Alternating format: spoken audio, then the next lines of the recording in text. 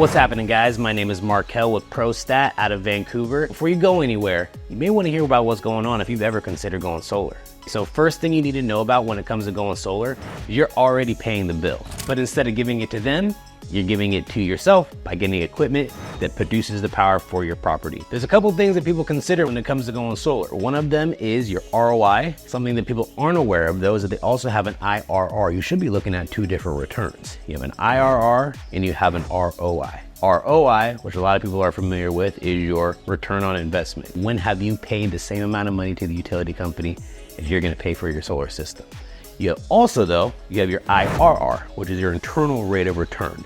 And with solar, anywhere in the United States, you're gonna be about 80 to 100+% on your IRR immediately, day one, even finance. And the reason why your internal rate of return is so high is because you are already going to give the money away. It's already gonna be coming out of your bank account.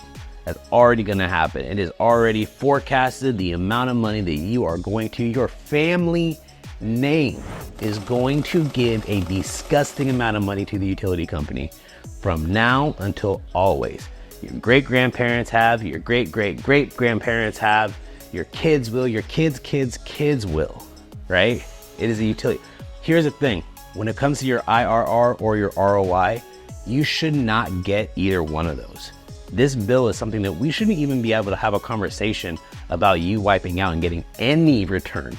So when it comes to an ROI that a lot of people are concerned with, I understand the question. I understand what is the answer to that question, which is usually, depends for everybody. But the point is, I understand that question. I just don't completely understand the concern behind it, because you're already gonna give the money away. And at the moment you have zero ability to do anything with that money, have it do anything else than just go away out of your bank account. There's no world where you should be able to say, I want to make this bill an investment. You shouldn't be able to do that. The government messed up. The grid is a national security issue at this point now.